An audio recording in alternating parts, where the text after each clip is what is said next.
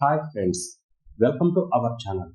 గాలి జనార్దన్ రెడ్డి తనయుడు సినిమాగా వైరల్ వయ్యారి పాటతోనూ అందరి దృష్టిని ఆకర్షించిన చిత్రం జూనియర్. శివరాజ్ కుమార్, ఎస్ఎస్ రాజమౌళి తదితర ప్రముఖులు ఈ సినిమా ప్రచార కార్యక్రమాల్లో పాల్గొన్నారు. పుష్కర కాలం తర్వాత జెనీలియా రీఎంట్రీ ఇచ్చిన సినిమా ఇది. మంచి అంచనాలతో శుక్రవారం ప్రేక్షకుల ముందుకొచ్చిన ఈ చిత్రం ఎలా ఉంది, ఎలాంటి వినోదాన్ని పంచింది అనే విషయం ఈ వీడియోలో తెలుసుకుందాం. ఇక కథ విషయానికి వస్తే, జ్ఞాపకాలే ముఖ్యం అనుకునే కుర్రాడు అభి 60 ఏళ్ళు వచ్చాక మనకంటూ చెప్పుకోవడానికి కొన్ని జ్ఞాపకాలు ఉండాలి కదా అనేది అతని సిద్ధాంతం. కళాశాలలో 4 ఏళ్ల జీవితాన్ని స్నేహితులతో కలిసి సరదాగా గడుపుతూ ఉంటాడు. చిన్నప్పటి నుంచి తాను కోల్పోయిన జీవితాన్ని, జ్ఞాపకాలని పోగు చేసుకుంటుంటాడు. ఆ తర్వాత తాను మనసు పడిన స్ఫూర్తి పనిచేసే కంపెనీలోనే ఉద్యోగం కూడా సంపాదిస్తాడు. కానీ అక్కడ బాస్ అయిన విజయ సౌజన్యకి అభి అంటే అస్సలు పడదు. ఆమెకు తన పేరులో ఉన్న విజయనగరం ఊరంటే కూడా నచ్చదు. అలాంటి ఇష్టం లేని ఊరికి ఇష్టం లేని ఉద్యోగం అయిన అభితో కలిసి వెళ్లాల్సి వస్తుంది.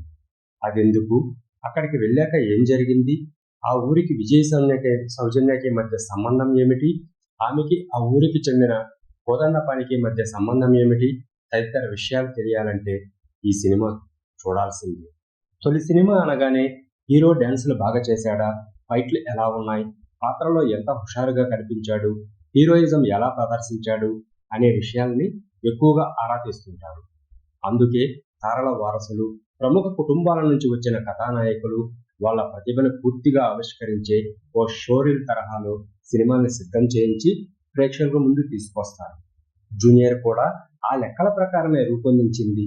కథానాయకుడి తండ్రి ఫ్లాష్ బ్యాక్తో సినిమా ప్రారంభమైన ప్రథమార్థం దాదాపు హీరో చేసే రకరకాల విన్యాసాలతోనే సాగుతుంది. ఆర్కర్ ఫైట్తో హీరో పరిచయం కావటం, ఆ తర్వాత హుషారైన డ్యాన్స్తో కూడిన పాట, తన గ్యాంగ్తోనూ హీరోయిన్తోనూ కలిసి చేసే అల్లరి సన్నివేశాలు, ఇలా ఫస్ట్ హాఫ్ మొత్తం ఓ టెంప్లెట్ ప్రకారమే సాగుతుంది. హాస్యం బాగా కలిసి వచ్చింది. జెనీలియా పాత్ర పరిచయం నుండి కొత్త మలుపు తీసుకుంటుంది. అక్కడి నుంచి కుటుంబం, అనుబంధాలు, గ్రామీణ నేపథ్యం, ఇలా ప్రేక్షకుడు ఊహించినంత దూరం ప్రయాణం చేస్తుంది. అయితే ఎక్కడా కూడా కొత్తగా అనిపించదు. తెలిసిన ఈ కథని కొత్తగా చెప్పే ప్రయత్నం చేశాడు, కానీ అందులో అతని ప్రయత్నం కొంచెం లోపించింది. హీరోకి జెనీలియాకి మధ్య సంబంధాన్ని ఆవిష్కరించే సన్నివేశాలు ద్వితీయార్థంపై ఆసక్తి పెంచుతాయి. అక్కడి నుంచి ఆ ఇద్దరి మధ్య డ్రామా మొదలవుతుందని ఆశిస్తాం, కానీ ఫ్లాష్ బ్యాక్ తర్వాత అన్యూహంగా మళ్లీ కథ పల్లెటూరు బాట పడుతుంది. శ్రీమంతుడు, మహర్షి తరహా సినిమాలను గుర్తు చేస్తూ సన్నివేశాలు సాగుతాయి.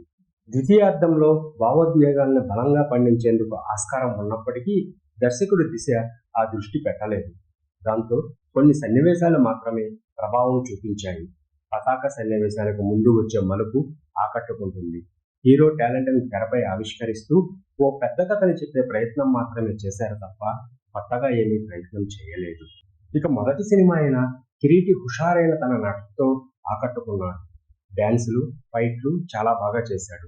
తెరపై కనిపించిన విధానం కూడా బాగుంది. వైరల్ వయ్యారి పాటలో అయితే పైసా వసూల్ అనిపించాడు. శ్రీలీల, కిరీటికి పోటాపోటీగా ఆ పాటలో డ్యాన్స్ చేశాడు.